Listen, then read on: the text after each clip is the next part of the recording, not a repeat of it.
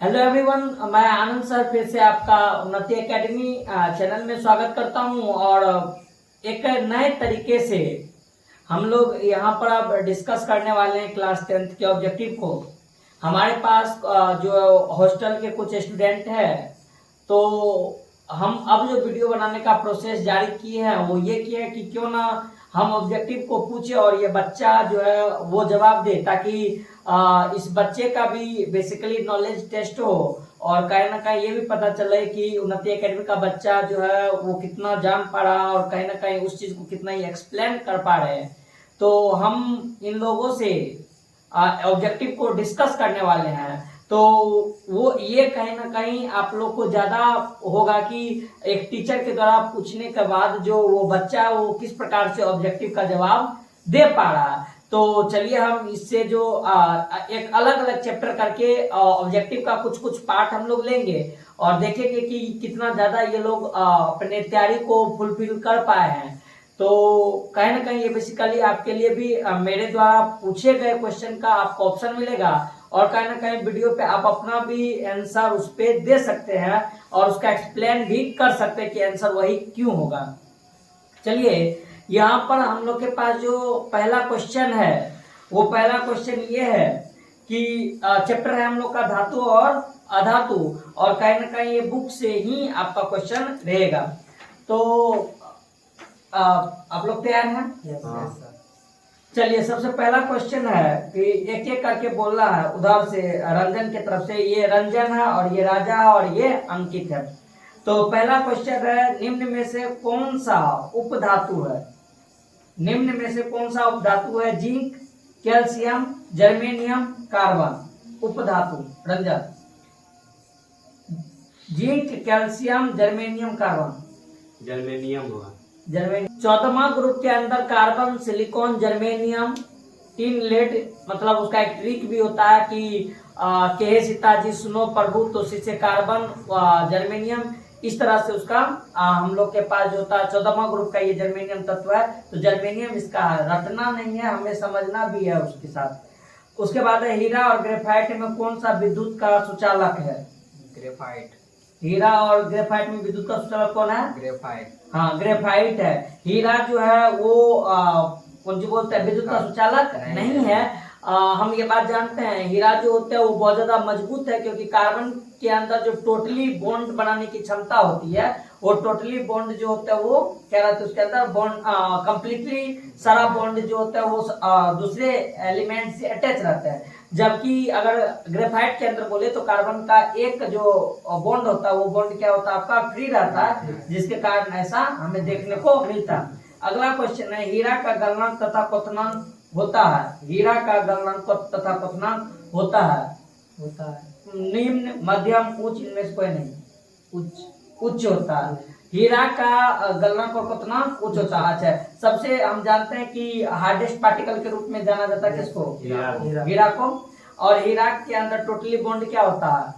Completely bonded रहते हैं, जुड़े हुए रहते हैं। तो इस कारण से बताया जाते हैं होता है सहसंयोजक बॉन्ड। हीरा के अंदर कौन सा बॉन्ड? सहसंयोजक बॉन्ड होता है। और सबसे ज्यादा क्या होते हैं? ये मजबूत होते हैं। अगला है, लोहे का परमाणु संख्या कितना होता है? लोहे का 26। कितना होता है? 26। धातु है क्या? धातु, लोहा, धातु। अगला क्वेश्चन है, सोने का धातुई चमक कैसा होता है? सोना का धातुई चमक कैसा होता है? सफेद, लाल, भूरा वर्ण, पीत वर्ण, इनमें से कोई नहीं। पीत वर्ण। अब पीत वर्ण। अच्छा, पीत वर्ण का मतलब पीला। पीला। ये बायोलॉजी से थोड़ा सा रिलेटेड है, क्योंकि बायोलॉजी के अंदर बताया जाता है कि हम पिता से, उधर पेन होगा दोस्तों, बायोलॉजी के अंदर बताया जाता है कि क्या है, बायोलॉजी के अंदर हम जानते हैं कि आपका यहाँ पे हम लिख भी देते हैं कि बायोलॉजी के अंदर हमारे पिताशय से, किससे? अगर पिताशय से बात करें तो उससे एक पीला रंग का कलर निकलता है, पीत जो होता है वो पीले रंग का होता है। इस कारण से आपका जो यहाँ पर आंसर जाएगा वो क्या जाएगा? पीत वर्ण। कौन सा जाएगा? पीत वर्ण। अगला क्वेश्चन जो है वो आपके लिए है कि 1 ग्राम सोने से 2 किलोमीटर लंबी तार खींची जा सकती है। 1 ग्राम सोने से 2 किलोमीटर लंबी तार खींची जा सकती है। धातु में यह गुणधर्म क्या कहलाती है? आघात वर्धनीयता, तन्यता, कठोरता, इनमें से कोई नहीं। तन्यता। कौन सी कहलाता है? तन्यता। अच्छा तन्यता, अघातवर्धन्यता मतलब क्या होता है? पीट कर चादर के रूप में फैलाना। फैलाना। और तन्यता का मतलब होता है खींच के वो लंबा होता है। और बात सही है कि बताया क्या जाता है कि अगर हम बात करें ना तो 1 ग्राम को, जैसे 1 ग्राम अगर सोना से बात करते हैं दोस्तों, तो बताया जाता है कि 2 किलोमीटर लंबा तार हम क्या कर सकते हैं, खींच सकते हैं, तो उसको नमला सकते हैं। अगला क्वेश्चन हमारे पास है कि निम्नलिखित में से किस धातु को चाकू से आसानी से काटा जाता है? रंजन, किस धातु, कौन ऐसा धातु है जिसको आसानी से काटा जा सकता है चाकू से? सोडियम। कौन सा?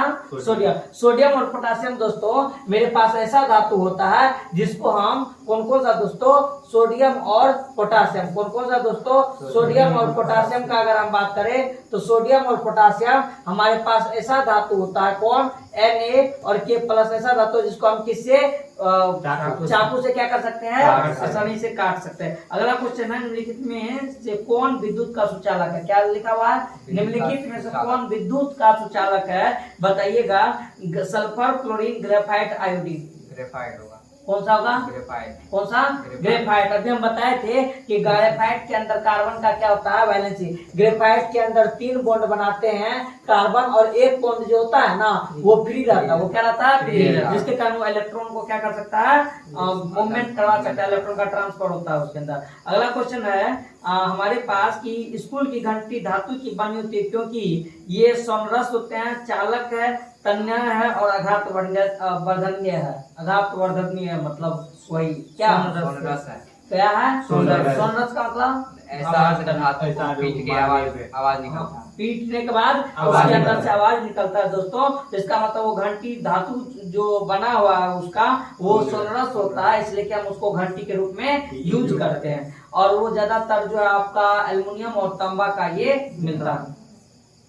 अच्छा, उसके बाद है धातु आवर्त सारणी में किस और स्थित होते हैं? धातु आवर्त सारणी जब हम पढ़ते हैं तो उस आवर्त सारणी में धातु किस और, बाई और दाई और किधर रहता है? बताइए। बाईं।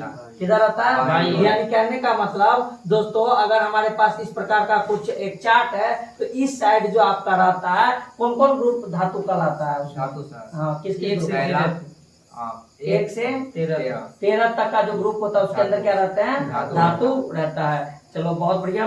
अगला क्वेश्चन जो है वह अधातु आवर्त सारणी में किधर पाई जाती है? अधातु आवर्त सारणी में किधर पाई जाती है? दाईं ओर। यानी कहने का मतलब कौन कौन ग्रुप को हम बोलते हैं?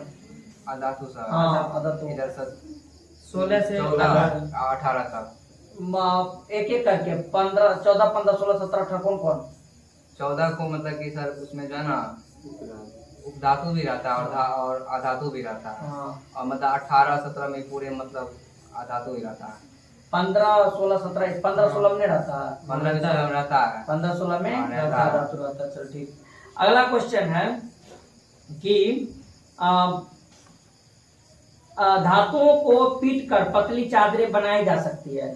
इस गुणधर्म को क्या कहते हैं? क्या कहलाते हैं?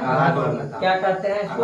आघातवर्धनीयता के नाम से हम इसको जानते हैं। जब पीट कर उसको, तो इससे वो डिफिनेशन भी तुमको मिल गया। आघातवर्धनीयता क्या कि धातु को पीट कर पतली चादरें बनाई जा सकती है, और यह गुणधर्म क्या कहलाता है? आघातवर्धनीयता। अगला क्वेश्चन है हमारे पास, निम्न में से कौन अधातु है? Hydrogen, zinc, magnesium, iron. Ranjan, निम्न में से कौन अधातु है? Hydrogen, zinc, magnesium, iron. Hydrogen क्या है? अधातु। किस ग्रुप से ये बिलोंग करता है? फर्स्ट ग्रुप से। अच्छा, ये और किसी ग्रुप के साथ मेल खाता है? 18वां के साथ मेल खाता है। तब किसमें?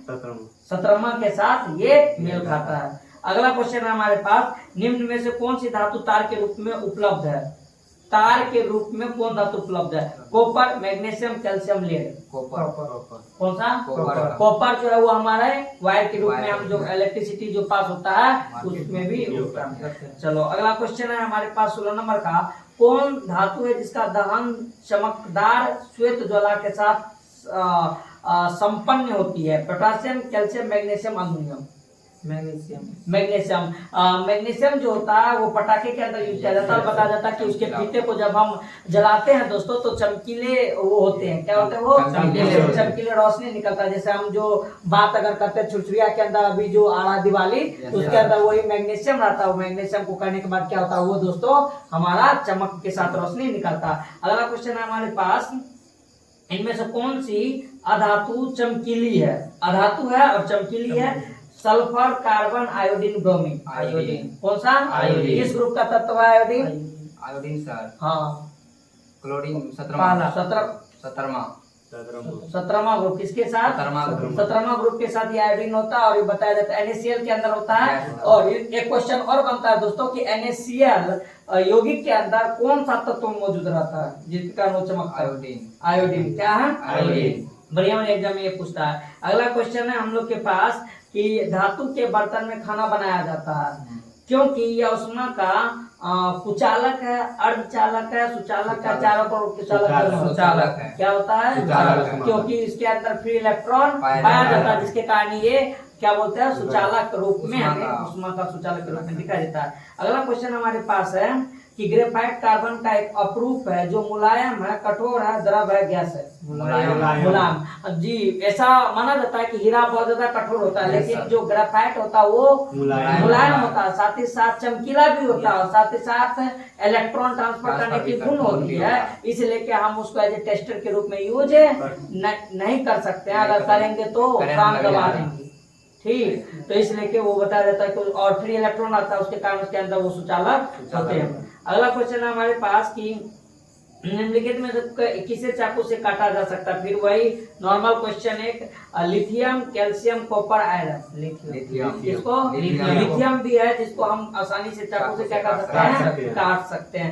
फर्स्ट ग्रुप का जो एलिमेंट है उसमें लिथियम, सोडियम, पोटासियम, ये तीनों जो होते हैं बताया जाते हैं मुलायम होते हैं, चाकू से आसानी से हम काट सकते हैं। अगला क्वेश्चन है जिस तार से आप घर तक बिजली पहुंचाते हैं वो किन चीजों की उस पर परत चढ़ी रहती है? सोडियम क्लोराइड की, कॉपर क्लोराइड की, पॉलीविनाइल क्लोराइड की, मैग्नीशियम की। Polyvinyl chloride. पीवीसी, इसको शॉर्ट फॉर्म में क्या बोलते हैं? पीवीसी। और वो विद्युत का सुचालक होगा कि कुचालक? और कौन सी होगा? कुचालक। इसलिए कि हम उसको क्या करते हैं उसके ऊपर वायर के ऊपर कवरिंग रहता है जिससे हमें करंट नहीं लग सकता। अगला क्वेश्चन है कि सिलिका क्या है? धातु है, अधातु है, उपधातु है, इनमें से कोई नहीं। क्या है? उपधातु है। किस ग्रुप से बिलोंग करता है? सिलिका